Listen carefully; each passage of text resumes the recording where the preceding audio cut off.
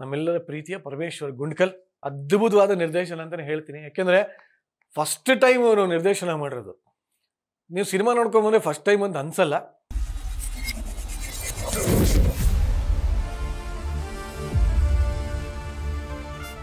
ನಮ್ಮ ಡಾಲಿ ಧನಂಜಯ ಅವರು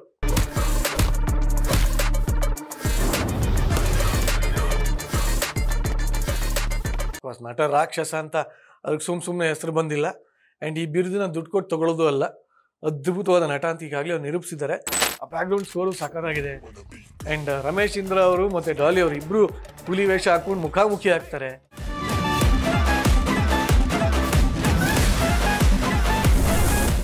ಸಖಿಯೇ ಸಖಿಯೇ ಹಾಡಂತೂ ಈಗಾಗಲೇ ಎಲ್ಲ ಕಡೆ ವೈರಲ್ ಆಗಿದೆ.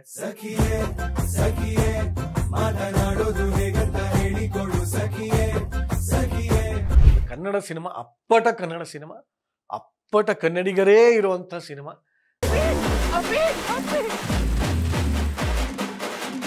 ನಾನು ಮಾಡಕೊಟ್ಟಿರೋ ಕೆಲಸಕ್ಕೆ ನೀವು ಜೋರಾಗಿ ಇಟ್ಕೊಡ್ಬೇಕು ನಮ್ಮಿ. One of the best cinema, ನಾನು ಇತ್ತೀಚೆಗೆ ನೋಡಿರೋಂಥ ಸಿನಿಮಾಗಳಲ್ಲಿ one of the best cinema. Hi ಎಲ್ರಿಗೂ ನಮಸ್ಕಾರ, ನಾನು ನಿಮ್ಮ ನಿರಂಜನ್ ದೇಶಪಾಂಡೆ ಮಾತಾಡ್ತಾ ಇದ್ದೀನಿ. Welcome back to my YouTube channel. ನನ್ನ ಯೂಟ್ಯೂಬ್ ಚಾನಲಲ್ಲಿ ಲೈಫ್ ಸ್ಟೈಲು ಹಾಗೆ ಹೀಗೆ ಇಂಟರ್ವ್ಯೂಸು ಅದು ಇದು ಮಾಡೋಣ ಅಂತಿದ್ದೆ. ಯಾಕೋ ನೆನ್ನೆಯಿಂದ ಅನ್ನಿಸ್ತಾ ಇದೆ ಇನ್ಮೇಲೆ ಮೂವಿ ರಿವ್ಯೂಗಳನ್ನೂ ಮಾಡಬೇಕು ಅಂತ ಅನ್ನಿಸ್ತಾರೆ. ಯಾಕೆಂದರೆ ಸುಮ್ಮನೆ ಸ್ಟೈಲಾಗಿ ಕೂತ್ಕೊಂಡು ಎಲ್ಲೋ ಕೂತ್ಕೊಂಡು ಏನೋ ಒಂದು ಇಂಟರ್ನೆಟ್ ಸಮರ ಅಂದ್ಬಿಟ್ಟು ಕನ್ನಡ ಚಿತ್ರರಂಗದ ಅಳಿವು ಉಳಿವು ಹಂಗೆ ಹಿಂಗೆ ನಮ್ಮ ಸಿನಿಮಾಗೆ ಜನ ಬರ್ತಾಯಿಲ್ಲ, ಥಿಯೇಟ್ರಿಗೆ ಬರ್ತಾಯಿಲ್ಲ, ಥಿಯೇಟ್ರಿಲ್ಲ, ಕನ್ನಡ ಸಿನಿಮಾ ಬಗ್ಗೆ ಇದೆಲ್ಲ ಮಾತು ಗೀತೆಲ್ಲ ಬೇಡ. ನಾನೇ ಇನ್ಮೇಲೆ ಎಲ್ಲ ಸಿನಿಮಾಗೂ ಹೋಗೋಣ, ಎಲ್ಲ ಸಿನಿಮಾದು ಒಂದಷ್ಟು ಮಾತಾಡೋಣ ಅಂತ ಅಂದ್ಕೊಂಡಿದ್ದೀನಿ. ಸೊ ನಿನ್ನೆ ಒಂದು ಒಳ್ಳೆ ಅದ್ಭುತವಾದ ಸಿನಿಮಾಗೆ ಹೋಗಿ ಬಂದೆ. ಪ್ರೀಮಿಯರ್ ಶೋ ಇತ್ತು. ಸೊ ಆ ಸಿನಿಮಾದ ಹೆಸರೇ ಕೋಟಿ.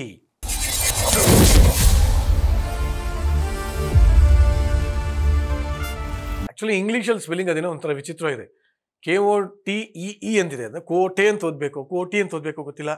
ಅಥವಾ ನಿರ್ದೇಶಕರಿಗೆ ನಿರ್ಮಾಪಕರಿಗೆ ಯಾರನ್ನ ನ್ಯೂಮರಾಲಜಿ ಪ್ರಕಾರ ಹಿಂಗೆ ಇಡೀ ಒಂದು 100 crores ಆಗ್ಬೋದು ಅಂತ ಹೇಳಿದಾರೋ ಗೊತ್ತಿಲ್ಲ ನನಗೆ. ಅದು ಒಟ್ಟಿನಲ್ಲಿ ಕೋಟಿ ಈ ಒಂದು ಸಿನಿಮಾಗೆ ಹೋಗಿದ್ದೆ. Premiere show. ನಮ್ಮ ಕಲರ್ಸ್ ಕನ್ನಡದ ಬಿಸ್ನೆಸ್ ಹೆಡ್ ಆಗಿದ್ದಂತಹ ಪರಮೇಶ್ವರ್ ಗುಂಡ್ಕಲ್ ಅವರ ನಿರ್ದೇಶನ ಇರುವಂಥ ಚಿತ್ರ ಕೋಟಿ.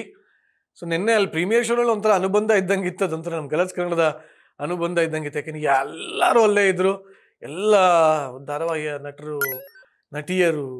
ಬಟ್ ಇನ್ನೊಂದೇನಂದರೆ ಒಂಥರ ಈ ಎಲ್ಲ ಚಾನೆಲ್ನ ಸಮ್ಮೇಳನ ಇದ್ದಂಗೆ ಇತ್ತು ಒಂಥರ. ಆ ಕಡೆ ಜೀ ಕನ್ನಡ, ಈ ಕಡೆ ಸುವರ್ಣ, ಈ ಕಡೆ ಕಲರ್ಸ್ ಕನ್ನಡ. ಯಾಕೆಂದರೆ ನಮ್ಮ ಪರಮೇಶ್ವರ್ ಗುಂಡ್ಕಲ್ ಅವರು ಎಲ್ಲ ಕಡೆನೂ ಇದ್ದು ಬಂದಿದ್ರಲ್ವ ಅವರು. ಸೊ ಹಾಗಾಗಿ ಇಡೀ ಒಂದು ಟೆಲಿವಿಷನ್ನೇ ಅಲ್ಲಿತ್ತು ಅಂತ ಹೇಳಿದ್ರೆ ತಪ್ಪಾಗಲ್ಲ.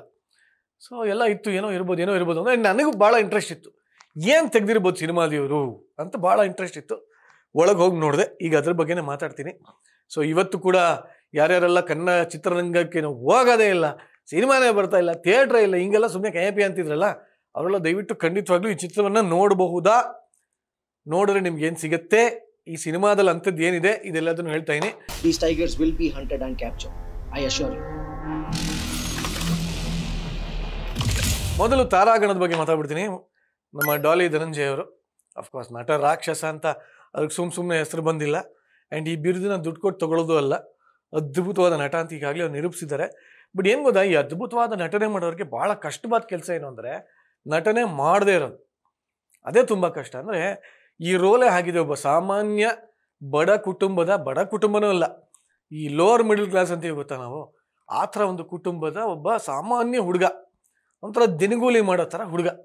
ಆ ಥರ ಕ್ಯಾರೆಕ್ಟರ್ ನಿಭಾಯಿಸ್ಬೇಕಾದ್ರೆ ಇವ್ರು ಏನೋ ಹೀರೋಯಿಸಮ್ ಆಗಿ ಏನೋ ಒಂದು ಹಂಗೆ ಹೊಡೆದೆ ಹಿಂಗೆ ಬಂದೆ ಆ ಥರ ಡೈಲಾಗ್ ಹಂಗೆಲ್ಲ ಮಾಡೋಕ್ಕಾಗಲ್ಲ. ಅದನ್ನು ತುಂಬ ಸಟಲ್ಲಾಗಿ ಸಿಂಪಲ್ಲಾಗಿ ಆ್ಯಕ್ಟ್ ಮಾಡಬೇಕಾಗತ್ತೆ. ಆ ಥರ ಆ್ಯಕ್ಟ್ ಮಾಡೋದೇ ಕಷ್ಟ. ಏಕೆಂದರೆ ಏನೋ ಒಂದು 45 ಡೈಲಾಗ್ ಹೊಡೆದು ಅದು ಹಿಂಗಂದ್ರೆ ಬೀಳೋದು, ಹಿಂಗಂದ್ರೆ ಹೊಡೆದ್ರೆ ಇದಾಗೋದು ಅವೆಲ್ಲ ಮಾಡಿಬಿಡ್ಬೋದು. ಒಂಥರ ನ್ಯಾಚುರಲಾಗಿ ಆ್ಯಕ್ಟ್ ಮಾಡೋದು ಆ್ಯಕ್ಚುಲಿ ಕಷ್ಟ. ಮೆಥಡ್ ಆ್ಯಕ್ಟಿಂಗ್ ಅಂತೀವಿ ನಾವು. ಆ ಥರದ ನಟನಲ್ಲಿ ಅದ್ಭುತವಾಗಿ ಮಾಡಿದ್ದಾರೆ ಧನಂಜಯ ಅವರು. ಆ್ಯಂಡ್ ಮೋಕ್ಷ ಕುಶಾಲ್ ನವಮಿ ಅಂತ ಅವ್ರ ಹೆಸರು ಇದ್ದಾರೆ ಸಿನಿಮಾದಲ್ಲಿ. ಕೊಟ್ಟಿರೋ ಪಾತ್ರಕ್ಕೆ 100% ನ್ಯಾಯ ಒದಗಿಸಿದ್ದಾರೆ. ಕ್ಯೂಟಾಗೂ ಕಾಣ್ತಾರೆ.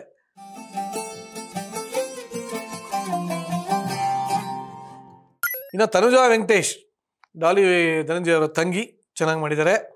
ಅಫ್ಕೋರ್ಸ್ ನಮ್ಮ ತಾರಮ್ಮ, ನಮ್ಮ ಡಾಲಿಯ ತಾಯಿಯ ಪಾತ್ರ ಮಾಡಿದ್ದಾರೆ. ಸೊ ಅದ್ಭುತವಾಗಿ ಮಾಡಿದ್ದಾರೆ. ಈ ಸಿನಿಮಾದಲ್ಲಿ ಅವ್ರಿಗೆ ಮಧ್ಯದಲ್ಲಿ ಒಂದು ಕಡೆ ಕಿವಿ ಕೇಳಿಸೋದಿಲ್ಲ ಅನ್ನೋ ಒಂದು ಸನ್ನಿವೇಶ ಬರುತ್ತೆ. ಯಾರೊಬ್ಬ ರೌಡಿ ಹಿಂಗೆ ಹೊಡೆದು ಬಿಟ್ಟು ಕಿವಿ ಹೋಗ್ಬಿಟ್ಟಿದೆ ಅಂತ ಏನೋ ಒಂದು ಸನ್ನಿವೇಶ ಬರುತ್ತೆ. ಎಷ್ಟು ನೈಜವಾಗಿ ಮಾಡಿದ್ದಾರೆ ಅಂದರೆ ನೋಡ್ತಾ ಇರೋರಿಗೆ ಅನ್ಸುತ್ತೆ ಈ ನಿಜವಾಗ್ಲೂ ಕಿವಿ ಹೋಗ್ಬಿಡ್ತೀನೋ, ಕೇಳಿಸ್ತಾ ಇಲ್ವೇನೋ ಅಂತ. ನಾ ಫೋನ್ ಕೂಡ ಮಾಡಿದವ್ರಿಗೆ ಏನಮ್ಮ ಇದು ಆ್ಯಕ್ಟಿಂಗ್ ಅಂತ. ಬಡವ ರಾಸ್ಕಲ್, ಅದರಲ್ಲೂ ಕೂಡ ಇವರಿಬ್ಬರ ಒಂದು ತಾಯಿ ಮಗನ ಕಾಂಬಿನೇಷನ್ ಅದ್ಭುತವಾಗಿತ್ತು. ಇನ್ನು ಪೃಥ್ವಿ ಶಾಮನೂರ್, ಧನಂಜಯ ಅವರ ತಮ್ಮನ ಪಾತ್ರ ಚೆನ್ನಾಗಿದೆ. ಒಂದು ಚಕ್ಲಿ ಸೀನ್ ಬರುತ್ತೆ, ಮಜಾ ಇದೆ. ಅದು ಸಿನಿಮಾಗೆ ಏನಕ್ಕೆ ಇದು ಅವಶ್ಯಕತೆ ಇದೆಯಾ ಅಂತ ಅನಿಸುತ್ತೆ, ಬಟ್ ಸಿನಿಮಾ ನೋಡಿದ್ಮೇಲೆ ಅರ್ಥ ಆಗುತ್ತೆ ಇದರಿಂದ ಒಂದಷ್ಟು ಭಾಳ ಒಳ್ಳೆ ಮೆಸೇಜ್ ಇದೆ ಅನ್ನೋದು ಅರ್ಥ ಆಗುತ್ತೆ. ರಂಗಾಯಣ ರಘು ಅವರು ಈ ಥರ ಪಾತ್ರಗಳನ್ನ ಅವರು ಒಂದು 15 ವರ್ಷದಿಂದ ಮಾಡ್ತಾನೆ ಬಂದಿದ್ದಾರೆ. 15 ವರ್ಷ ಹಿಂದೆನೂ ಮಾಡಿಬಿಟ್ಟಿದ್ದಾರೆ. ವಿಶೇಷವಾದ ಪಾತ್ರ ಏನಲ್ಲ, ಬಟ್ ಅವ್ರನ್ನ ನಮಗೆ ಸ್ಕ್ರೀನ್ ಮೇಲೆ ನೋಡೋದೇ ಯಾವಾಗಲೂ ಒಂಥರ ವಿಶೇಷ ಅನಿಸುತ್ತೆ. ಆ್ಯಂಡ್ ಅಫ್ಕೋರ್ಸ್ ಅಭಿಷೇಕ್ ಶ್ರೀಕಾಂತ್ ಒಂದು ಏನೋ ನೆಗೆಟಿವ್ ಕ್ಯಾರೆಕ್ಟರ್ ಮಾಡಿದ್ದಾರೆ, ಅವರು ಕೂಡ ಚೆನ್ನಾಗಿ ಮಾಡಿದ್ದಾರೆ. ರಮೇಶ್ ಇಂದ್ರ, ದೀನಾ ಸಾವ್ಕಾರ್ ಅಂತ ಒಂದು ಕ್ಯಾರೆಕ್ಟರ್ ಬರುತ್ತೆ, ರಾರಾಜಿಸ್ಬಿಟ್ಟಿದ್ದಾರೆ. ನೀವು ಥಿಯೇಟ್ರಿಂದ ಆಚೆ ಬಂದಾಗ ಯಾವುದೋ ಒಂದು ಇಡೀ ಸಿನಿಮಾದಲ್ಲಿ ಒಂದು 2 ಕ್ಯಾರೆಕ್ಟರ್ ತಲೆಯಲ್ಲೇ ಉಳ್ಕೊಳ್ಳುತ್ತೆ ಅನ್ನೋದಾದರೆ ದಟ್ ಈಸ್ ದೀನಾ ಸಾವ್ಕಾರ್. ಏನು ಅದ್ಭುತವಾಗಿ ಮಾಡ್ಯಾರ. ಸಪ್ತಸಾಗರದ ಆಚೆ ನಾವು ನೋಡಿದೀವಿ ಅವ್ರ ಆ್ಯಕ್ಟಿಂಗು. ಮನೋ ಐ ಲವ್ ಯು ಕಣೋ ಅಂತಾರೆ, ಇದರಲ್ಲೂ ಒಂಥರ ಕೋಟಿ ಈ ಡೀಲ್ ಒಪ್ಕೊಳ್ಳೋ ಅಂತಾರೆ, ಮಜ್ಜಾ ಇದೆ ಒಂಥರ. ನಿಜವಾಗ್ಲೂ ಕನ್ನಡ ಚಿತ್ರರಂಗಕ್ಕೆ ಆಫ್ಟರ್ ರವಿಶಂಕರ್ ಇನ್ನೊಂದು ಅತ್ಯದ್ಭುತವಾದ ಖಳನಟ ಯಾರನ್ನ ಇದ್ದಾರೆ, ಉಟ್ಕೊಂಡಿದ್ದಾರೆ ಅಂದರೆ ದಟ್ ಈಸ್ ರಮೇಶ್ ಇಂದ್ರ ಅಂತ ನಾನು ಭಾಳ ಧೈರ್ಯವಾಗಿ ಹೇಳ್ತೀನಿ. ಇನ್ನೂ ಹೆಚ್ಚೆಚ್ಚೆಚ್ಚೆಚ್ಚು ಕನ್ನಡ ಸಿನಿಮಾಗಳಲ್ಲಿ ಇವ್ರನ್ನ ಬಳಸ್ಕೋಬೇಕು. ಆ್ಯಂಡ್ ಇವ್ರಿಗೆ ಒಗ್ಗುವಂಥ ಪಾತ್ರಗಳನ್ನ ನಿರ್ದೇಶಕರು ಅದನ್ನು ರಚಿಸಿ ರೂಪಿಸಿ ಇವ್ರಿಗೆ ಕೊಟ್ಟರೆ ಐ ಥಿಂಕ್ ಈಸಿಯಾಗಿ ಇವ್ರು ಇನ್ನೊಂದು 2-3 ನ್ಯಾಷನಲ್ ಅವಾರ್ಡ್ ಹೊಡೆಯುವಂಥ ಕ್ಯಾರೆಕ್ಟರ್ ಅಂತ ಅನ್ಕೋತೀನಿ. ಆಗಲಿ, wish you all the best Ramesh ಅವರೇ. ಆ್ಯಂಡ್ ಎಲ್ಲದಕ್ಕಿಂತ ವಿಶೇಷ ಅಂದರೆ ದುನಿಯಾ ವಿಜಯ್ ಅವರು ಇದರಲ್ಲಿ ಒಂದು ಗೆಸ್ಟ್ ಅಪಿಯರೆನ್ಸ್ ಮಾಡಿದ್ದಾರೆ. ಫಸ್ಟ್ ಆಫ್ ಆಲ್ ನನಗೆ ಡೈರೆಕ್ಟ್ರಿಗೆ ಹ್ಯಾಟ್ಸ್ ಆಫ್ ಅಂತ ಹೇಳಕ್ಕೆ ಇಷ್ಟಪಡ್ತೀನಿ. ಯಾಕೆಂದರೆ ದುನಿಯಾ ವಿಜಯ್ ಅವರು ಈಗಲೂ ಕೂಡ ಹೀರೋನೇ, ಅದ್ಭುತವಾದ ಪಾತ್ರಗಳನ್ನ ಮಾಡ್ಕೊಂಡ್ಬಂದಿದ್ದಾರೆ, ರಗ್ಗೆಡ್ ಆಗಿ ಮಾಸ್ ಹೀರೋ ಆಗಿ ಕಾಣಿಸ್ಕೊಂಡಿದ್ದಾರೆ. ಬಟ್ ಇದರಲ್ಲಿ ಒಂದು ತಂದೆಯ ಪಾತ್ರ, ಅದು ಏನು ಯಾವುದೋ ಒಬ್ಬ ಶಾಪ್ ಕೀಪರ್ ಬಂದ್ಬಿಟ್ಟು ಅವ್ರಿಗೆ ಫೋನ್ ತುಗಿತಾನೆ, ಲಿಟ್ರಲಿ ಅವ್ರ ಕನ್ನಡಕದ ಮೇಲೆ ಎಂಜಿಲೆಲ್ಲ ಬಿದ್ದಿರುತ್ತೆ. ನಾನು ಹೆಂಗೆ ಒಪ್ಸಿದ್ರಿ ಈ ಕ್ಯಾರೆಕ್ಟರ್ನ, ವಿಜಯ್ ಅವ್ರು ಹೆಂಗೆ ಒಪ್ಕೊಂಡ್ರಿ ಈ ಕ್ಯಾರೆಕ್ಟರ್ನ ಅಂತ. ಬಟ್ ನಿಜವಾಗ್ಲೂ ನಾನು ಅದೇ ಹೇಳೋದು, ಒಬ್ಬ ಒಳ್ಳೆ ನಟ ಅಂದರೆ ಬೇರೆ ಏನೂ ಎಕ್ಸ್ಪೆಕ್ಟ್ ಮಾಡಲ್ಲ. ಒಂದು ಒಳ್ಳೆ ಪಾತ್ರ ಇದೆಯಾ, ಪಾತ್ರಕ್ಕೆ ನಾನೆಷ್ಟು ನ್ಯಾಯ ಒದಗಿಸಿದೆ ಅಷ್ಟೇ ಯೋಚನೆ ಮಾಡೋದು ಅನ್ನೋದಕ್ಕೆ ವಿಜಯ್ ಅವರೇ ಒಂದು ದೊಡ್ಡ ಉದಾಹರಣೆ. ಹೆಚ್ಚಿಗೆ ಹೇಳಿದ್ರೆ ಸಿನಿಮಾನೇ ನೋಡ್ದಂಗೆ ಆಗ್ಬಿಡುತ್ತೆ. ದಯವಿಟ್ಟು ನೋಡಿ ವಿಜಯ್ ಅವ್ರನ್ನ, ನೀವು ಒಂದು ನೋಡೋದು ಒಂದು 3 ನಿಮಿಷನೂ ಇಲ್ಲ ಅನ್ಕೋತೀನಿ, ಬಟ್ ಆದರೂ ಖುಷಿ ಪಡ್ತೀರಾ. ಏನು ಒಳ್ಳೆ ಎಷ್ಟು ಚೆನ್ನಾಗಿ ಮಾಡಿದಾರಪ್ಪ, ಈ ಥರ ಪಾತ್ರನೂ ಮಾಡ್ಯಾರ ಇವರು ಅನ್ನೋ ಥರ ಅನಿಸುತ್ತೆ. ಬ್ಯೂಟಿಫುಲ್. ಇದು ತಾರಾಗಣ. ಇನ್ನು ನಿರ್ದೇಶಕರ ಬಗ್ಗೆ ಹೇಳೋ ಅವಶ್ಯಕತೆನೇ ಇಲ್ಲ. ನಾನು ನಮ್ಮೆಲ್ಲರ ಪ್ರೀತಿಯ ಪರಮೇಶ್ವರ್ ಗುಂಡ್ಕಲ್, ಟೆಲಿವಿಷನ್ಗೆ ಒಂಥರ ಪಿತಾಮಹ ಅಂದರೆ ಏನು ತಪ್ಪಾಗಲ್ಲ. ಜಿ ಕನ್ನಡದಲ್ಲಿದ್ದರು, ಆಮೇಲೆ ಇನ್ನೊಂದು ಪತ್ರಿಕೋದ್ಯಮದಲ್ಲಿದ್ದರು, ನಮ್ಮ ಕಲರ್ಸ್ ಕನ್ನಡದಲ್ಲಿ ಎಲ್ಲ ದೊಡ್ಡ ದೊಡ್ಡ ಬಿಗ್ ಬಾಸಿಂದ ಹಿಡಿದು ದೊಡ್ಡ ದೊಡ್ಡ ಶೋಗಳನ್ನೆಲ್ಲ ಡೈರೆಕ್ಟ್ ಮಾಡಿದ್ರು. ಬಟ್ ಅವ್ರಿಗೆ ಮೊದಲಿಂದನೂ ಒಂದು ಕನಸಿತ್ತು, ಅದು ಸಿನಿಮಾ ತೆಗಿಬೇಕು ಅಂತ. ಈ ಸಿನಿಮಾನ ತೆಗೆದಿದ್ದಾರೆ. ತೆಗಿಯೋದ್ರ ಹಿಂದೆ ಒಂದು ಕೋಟಿ ಕನಸಿತ್ತು ಅಂತ ಕಾಣುತ್ತೆ. ಆ ಕೋಟಿ ಕನಸಲ್ಲಿ ಒಂದು 3/4 ಭಾಗನಾದರೂ ಅವರು ತೀರಿಸ್ಕೊಂಡಿದ್ದಾರೆ. ಅದ್ಭುತವಾದ ನಿರ್ದೇಶನ ಅಂತಲೇ ಹೇಳ್ತೀನಿ. ಯಾಕೆಂದರೆ ಫಸ್ಟ್ ಟೈಮ್ ಅವರು ನಿರ್ದೇಶನ ಮಾಡಿರೋದು. ನೀವು ಸಿನಿಮಾ ನೋಡ್ಕೊಂಬಂದ್ರೆ ಫಸ್ಟ್ ಟೈಮ್ ಅಂತ ಅನ್ಸಲ್ಲ.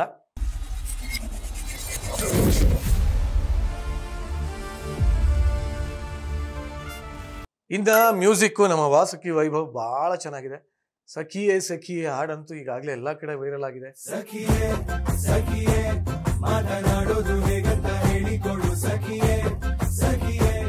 ನನ್ನ ಹೆಂಡತಿನೂ ಬೇಜಾನ್ ಫೋರ್ಸ್ ಮಾಡ್ತಾ ಇದ್ಲು, ಮಾಲನ ಬಾಯಿ ರೀಲು ಅಂತ. ಮಾಡೋಕ್ಕಾಗಿರಲಿಲ್ಲ, ಇವಾಗ ರಿಲೀಸ್ ಆಗಲಿ ಮಾಡ್ತೀನಿ. ಇನ್ನು ಯೋಗರಾಜ್ ಭಟ್ ಅವರು ಕೂಡ ಇದಕ್ಕೊಂದು ಲಿರಿಕ್ಸ್ ಬರೆದಿದ್ದಾರೆ. ಅರುಣ್ ಬ್ರಹ್ಮ, ನಮ್ಮ ಟೆಲಿವಿಷನ್ಗೆ ಇವರು ಹೊಸಬ್ರಲ್ಲ, ಸಾಕಷ್ಟು ರಿಯಾಲಿಟಿ ಶೋಗಳನ್ನ ಮಾಡಿದ್ದಾರೆ. ಈಗ ಸಿನಿಮಾದಲ್ಲೂ ಸಿನಿಮಾಟೋಗ್ರಫಿ ನಿಮಗೆ ನೆಕ್ಸ್ಟ್ ಲೆವೆಲ್, ಇದು next PAN India, PAN world, ಅವೆಲ್ಲ ಏನಿಲ್ಲ. ಬಟ್ ಅವ್ರಿಗಿದ್ದಂಥ ಚೌಕಟ್ಟಲ್ಲಿ ಅದ್ಭುತವಾಗಿ ಮಾಡಿದ್ದಾರೆ. ಸೂಪರ್ ಆಗಿದೆ. ನನಗಂತೂ ನೋಡೋಕೆ ಒಂಥರ ಖುಷಿ ಆಯಿತು, ಚೆನ್ನಾಗಿತ್ತು. ಇನ್ನು ಪ್ರತೀಕ್ ಶೆಟ್ಟಿ ಎಡಿಟರು, ಅವ್ರ ಕೆಲಸ, ನಿರ್ದೇಶಕರು ಎಷ್ಟು ಹೇಳೋದು ಅಷ್ಟು ನೀಟಾಗಿ ಮಾಡಿದ್ದಾರೆ. ಬ್ಯಾಕ್ಗ್ರೌಂಡ್ ಸ್ಕೋರ್ ನೋಬಿನ್ ಪಾಲ್ ಹೇಳಲೇಬೇಕು ನಾನು, ಸೂಪರ್ ಆಗಿದೆ, ನಿಜವಾಗ್ಲೂ ಚೆನ್ನಾಗಿದೆ. ಒಂದು ಹುಲಿ ಕುಣಿತದ ಸೀನ್ ಬರುತ್ತೆ, ಒಂದು ಬ್ಯಾಂಕ್ ರಾಬರಿ ಸೀನ್ ಬರುತ್ತೆ. ಆ್ಯಂಡ್ ಇಡೀ ಸಿನಿಮಾದಲ್ಲಿ ಆ ಒಂದು ವಿಲನ್ ಕ್ಯಾರೆಕ್ಟರ್ ಬಂದಾಗ ಅದೊಂದು ಬ್ಯಾಕ್ಗ್ರೌಂಡ್ ಸ್ಕೋರ್ ಇದೆ. ಆಮೇಲೆ ಹುಡ್ಕೋ ಕ್ಯಾರೆಕ್ಟರ್ಗಳಿದೆ. ಇವೆಲ್ಲ ಸನ್ನಿವೇಶಗಳು ಬಂದಾಗ ಅದ್ಭುತವಾಗಿ ಕೊಟ್ಟಿಯಾರ ಗುರು. ನಂಗಂದು ನೋಬಿನ್ ಅವರೇ, ನಾನು ನಿಮ್ಮ ಫ್ಯಾನ್ ಆಗ್ಬಿಟ್ರಿ. ಸಕ್ಕತ್ತಾಗಿದೆ ನಿಮ್ಮ ಬ್ಯಾಕ್ಗ್ರೌಂಡ್ ಸ್ಕೋರು, ತುಂಬ ಚೆನ್ನಾಗಿದೆ.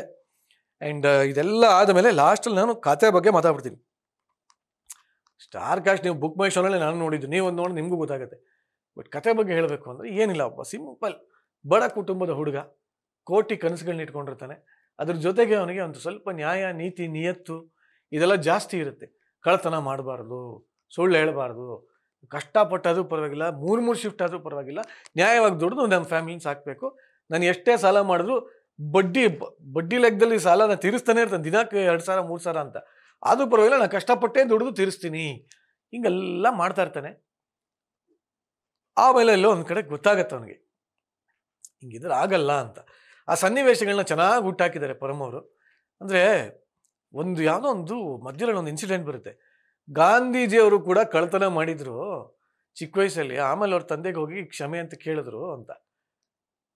ಆ ಡೈಲಾಗು ಅದು ಹೆಂಗೆ ಬಂತು ನನಗೂ ಗೊತ್ತಿಲ್ಲ, ಬಟ್ ಹೌದು ನಿಜ ಅಂತ ಅನ್ಸುತ್ತೆ. ಇನ್ನು ಎಷ್ಟೊಂದು ಕಡೆ ಅದೇ ಥರ ಒಂದು ಡಾಲಿ ಅವ್ರ ತಮ್ಮ ಒಂದು ಚಕ್ಲಿ ಕದೀತಾ ಇರ್ತಾನೆ, ಅವರಮ್ಮ ಒಂದು ಎಣಸಿಟ್ಟು ಹೋಗಿರ್ತಾರೆ. ಆ ಸೀನ್ ಆ್ಯಕ್ಚುಲಿ ನಂಗೆ ಇಷ್ಟ ಆಯಿತು. ದೊಡ್ಡ ಚಕ್ಲಿ ಇರುತ್ತೆ, ಅವ್ನು ಏನು ಮಾಡ್ತಾನೆ, ತುದಿನೆಲ್ಲ ಕಟ್ ಮಾಡಿಬಿಟ್ಟು ಚಿಕ್ಕದಾಗಿ ಮಾಡ್ಬಿಟ್ಟು, ನೋಡಮ್ಮ ಎಣಸು ನೋಡು ಕರೆಕ್ಟಾಗಿ ಇದೆ ಅಂತಾನೆ. ಆಗ ಅವ್ನು ಹೇಳ್ತಾನೆ, ನೋಡು ಕೌಂಟ್ ಕರೆಕ್ಟಾಗಿದೆ, ಈ ಸಣ್ಣ ಸಣ್ಣದೆಲ್ಲ ಕದ್ರೆ ಗೊತ್ತೇ ಆಗಲ್ಲ ಅಂತಾನೆ. ಇದೆಲ್ಲ ಡಾಲಿ ಅವ್ರ ತಲೆಯಲ್ಲಿ ಹಂಗೆ ಹೋಗಿ ಹೋಗಿ ಹೋಗಿ ಹೋಗಿ ಕಡೆಯಲ್ಲಿ ಅತಿ ಹೆಚ್ಚು ಸಾಲ ಮಾಡಿಕೊಂಡು ಆ ಸಾಲನ ತೀರ್ಸಕ್ಕೆ ಸ್ವಲ್ಪ ಕಷ್ಟ ಆಗಿ, ಆ ಸಾಲನ ತೀರಿಸೋಷ್ಟೊತ್ತಿಗೆ ಇನ್ನೊಂದು ಯಾವುದೋ ಒಂದು ಸುಪಾರಿ ಆ ಥರ ಒಂದು ಯಾವುದೋ ಒಂದು ಅಂದರೆ ಡಾಲಿ ಅವರು ಶೂಟ್ ಮಾಡ್ತಾರೆ, ಕರೆಕ್ಟಾಗಿ ಗುರಿ ಹೋಗುತ್ತೆ. ಅದಕ್ಕೆ ಅವ್ರಿಗೊಂದು ಸುಪಾರಿ ಕೊಟ್ಟಿರ್ತಾರೆ.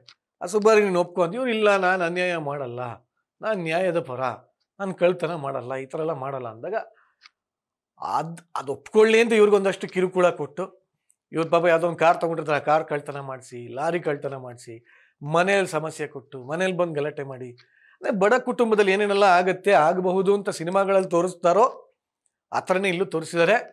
ಸೊ ಅದೆಲ್ಲದರಿಂದ ಫೈನಲಿ ಹಿಂಗೆ ಒಂದು ದಿನ ಏನೋ ಒಂದು ಜ್ಞಾನೋದಯ ಆಗಿ ಹುಲಿ ವೇಷ ಹಾಕ್ಕೊಂಡು ಒಂದು ದರೋಡೆ ಮಾಡಿ, ಆ್ಯಕ್ಚುಲಿ ಜಾಸ್ತಿ ಹೇಳಿದ್ರೆ ನಿಮ್ಗೆ ಸಿನಿಮಾ ಗೊತ್ತಾಗೋಗುತ್ತೆ, ಬೇಡ ಒಂದು ಸ್ವಲ್ಪ ಹೇಳ್ತೀನಿ. ಒಂದು ಒಳ್ಳೆ ಕ್ಲೈಮ್ಯಾಕ್ಸ್ ಇದೆ. ಫಸ್ಟ್ ಹಾಫಲ್ಲಿ ಸ್ವಲ್ಪ ಎಲ್ಲೋ ಒಂದು ಸ್ವಲ್ಪ ಸೀರಿಯಲ್ ನೋಡ್ದಂಗೆ ಅನಿಸುತ್ತೆ, ಒಂದು ಸ್ವಲ್ಪ ಲ್ಯಾಗ್ ಆಯಿತು ಅಂತ ಅನಿಸುತ್ತೆ. ಬಟ್ ಎಲ್ಲೋ ಒಂದು ಕಡೆ ಸ್ಟೋರಿ ಸೆಕೆಂಡ್ ಹಾಫ್ ನೋಡಿದಾಗ ಫಸ್ಟ್ ಹಾಫ್ ಅನಿಸುತ್ತೆ, ಹೌದು ಇವರು ಕೊಟ್ಟಿರೋ ಒಂದೊಂದು ಅಂಶಗಳು ಕರೆಕ್ಟಾಗಿದೆ ಅಂತ ಅನಿಸುತ್ತೆ. ಸೊ ಸೆಕೆಂಡ್ ಹಾಫ್ ಮಾತ್ರ ಹಿಂಗೆ ಹೋಯ್ತು ಅನ್ಸುತ್ತೆ ರೀ, ಹೆಂಗೆ ಹೋಯ್ತು ಅಂತಲೇ ಗೊತ್ತಾಗಲ್ಲ. ಒಂದಾದ್ಮೇಲೆ ಒಂದು ಸರ್ಪ್ರೈಸ್ ಎಲಿಮೆಂಟ್ಗಳು ಬರ್ತಾ ಇರುತ್ತೆ. ಆ ಬ್ಯಾಕ್ಗ್ರೌಂಡ್ ಸ್ಕೋರು ಸಖತ್ತಾಗಿದೆ. ಆ್ಯಂಡ್ ರಮೇಶ್ ಇಂದ್ರ ಅವರು ಮತ್ತು ಡಾಲಿ ಅವರು ಇಬ್ಬರು ಹುಲಿ ವೇಷ ಹಾಕ್ಕೊಂಡು ಮುಖಾಮುಖಿ ಆಗ್ತಾರೆ. ರಮೇಶ್ ಇಂದ್ರ ಅವರು ಬ್ಲೂ ಕಲರ್ ಹುಲಿ, ನಾನು ಫಸ್ಟ್ ಟೈಮ್ ನೋಡಿರೋದು ಬ್ಲೂ ಕಲರ್ ಹುಲಿ, ಮಾಜವಾಗಿ ಕಾಣ್ತಾರೆ. ಇನ್ನು ಅದು ಥಿಯೇಟ್ರ್ ಒಳಗಡೆ ಆ ವಿಲನ್ ಮನೆ ಸೆಟಪ್ ಅದೊಂಥರ ಮಜಾ ಇದೆ. ಹೇಳಬೇಕು ಅಂದರೆ ಸಾಕಷ್ಟು ಹೊಸತನಗಳು ಇದೆ. ಕಥೆ ನಿಮಗೆ ಅಫ್ಕೋರ್ಸ್ ಎಲ್ಲೋ ನೋಡಿದ್ದೀನಿ, ಎಲ್ಲೋ ಮಾಡಿದ್ದೀನಿ, ಎಲ್ಲೋ ಬಂದಿದೆ ಅಂತ ಅನ್ನಿಸ್ಬೋದು, ಬಟ್ ವಿಶೇಷತೆ ಇದೆ. ಏಕೆಂದರೆ ಇವಾಗ ಒಬ್ಬ ನಿರ್ದೇಶಕ ಅನಿಸಿದ್ದು ಇನ್ನೊಬ್ಬ ನಿರ್ದೇಶಕನಿಗೆ ಅದೇ ಥಾಟ್ ಬರಬಾರ್ದು ಅಂತ ಏನೂ ಇಲ್ಲ. ಬಟ್ ನಾನು ಹೇಳೋದು ಇಷ್ಟೇ, ಒಂದು ಕನ್ನಡ ಸಿನಿಮಾ, ಅಪ್ಪಟ ಕನ್ನಡ ಸಿನಿಮಾ, ಅಪ್ಪಟ ಕನ್ನಡಿಗರೇ ಇರುವಂಥ ಸಿನಿಮಾ, ತಾರಾಗಣ ಆಗಿರ್ಬೋದು, ನಿರ್ದೇಶನ ಆಗಿರ್ಬೋದು, ಸಂಕಲನ ಆಗಿರ್ಬೋದು, ಪ್ರತಿಯೊಬ್ಬರು ಎಲ್ಲ ನಮ್ಮವರೇ ತುಂಬಿ ತುಳುಕ್ತಾ ಇದ್ದಾರೆ ಅದರಲ್ಲಿ. ಒಳ್ಳೆ ಪ್ರಯತ್ನ. ಈ ಪ್ರಯತ್ನನ ದಯವಿಟ್ಟು ನೀವೆಲ್ಲರೂ ಈ ಪ್ರಯತ್ನಕ್ಕೆ ಕೈಗೂಡಿಸಿ ಜೊತೆಯಾಗಿ ಈ ಸಿನಿಮಾನ ಗೆಲ್ಲಿಸಿ ಅಂತ ಕೇಳ್ಕೊತೀನಿ. ಚೆನ್ನಾಗಿಲ್ಲ ಅಂತಂದರೆ ಡೈರೆಕ್ಟಾಗಿ ನೀವು ಕಮೆಂಟ್ ಮಾಡ್ಬೋದು, ಬಟ್ ನನಗೆ ಚೆನ್ನಾಗಿಲ್ಲ ಅಂದರೆ ನಾನು ಡೈರೆಕ್ಟಾಗಿ ಹೇಳ್ತಾ ಇದ್ದೆ. ಬಟ್ ನನಗೆ ಚೆನ್ನಾಗಿಲ್ಲ ಅನ್ನೋ ಥರ ಎಲ್ಲೂ ಅನಿಸಿಲ್ಲ. ನಾನು ಹೇಳ್ದಲ್ಲ, ಇಡೀ ಸಿನಿಮಾದಲ್ಲಿ ಏನಾದರೂ ಒಂದು ಮೈನಸ್ ಹುಡುಕ್ಲೇಬೇಕು ಅನ್ನೋದಾದರೆ ಒಂದು ಸ್ವಲ್ಪ ಈ ಲವ್ ಸೀನ್ಗಳನ್ನ ಫೋರ್ಸ್ ಫಿಟ್ ಅಂತ ಅನಿಸುತ್ತೆ ಎಲ್ಲೋ ಒಂದು ಕಡೆ. ಬಟ್ ಲಾಜಿಕ್ ಇದೆ, ಅದಕ್ಕೂ ಲಾಜಿಕ್ ಇದೆ. ಬಟ್ ಇಡೀ ಸಿನಿಮಾನ ಇನ್ನೊಂದು 15 ನಿಮಿಷ ಶಾರ್ಟ್ ಮಾಡ್ಬೋದಾಗಿತ್ತು ಅಂತ ಅನ್ನಿಸ್ತು ಅಷ್ಟೇ ನನಗೆ. ಅದು ಬಿಟ್ಟರೆ one of the best cinema, ನಾನು ಇತ್ತೀಚೆಗೆ ನೋಡಿರೋಂಥ ಸಿನಿಮಾಗಳಲ್ಲಿ one of the best cinema. Entire team hats off. ಇದೇ ಥರ ಪ್ರಯತ್ನಗಳು ನಮ್ಮ ಕನ್ನಡ ಚಿತ್ರರಂಗಕ್ಕೆ ಬರ್ತಾನೆ ಇರಲಿ, ಸಿಗ್ತಾನೆ ಇರಲಿ, ನಮಗೂ ನೋಡೋವಂಥ ಭಾಗ್ಯ ದೊರಕ್ತಾನೆ ಇರಲಿ ಅಂತ ಹೇಳ್ತಾ ಈ ವ್ಲಾಗನ್ನು ಎಂಡ್ ಮಾಡ್ತಾ ಇದ್ದೀನಿ. ನೀವು ಕೂಡ ಕೋಟಿ ಸಿನಿಮಾ ನೋಡಿದರೆ ಹೇಗೆ ಅನ್ನಿಸ್ತು ಈ ಕೂಡಲೇ ಕಮೆಂಟ್ ಮಾಡಿ. ಆ್ಯಂಡ್ ಈ ಒಂದು ವ್ಲಾಗ್ ನಿಮ್ಗೆ ಇಷ್ಟ ಆಗಿದ್ರೆ ಸಬ್ಸ್ಕ್ರೈಬ್ ಮಾಡಿ, ಶೇರ್ ಮಾಡಿ, ಲೈಕ್ ಮಾಡಿ. ಬಾಯ್, ಸಿಗೋಣ ನೆಕ್ಸ್ಟ್ ವಿಡಿಯೋನಲ್ಲಿ.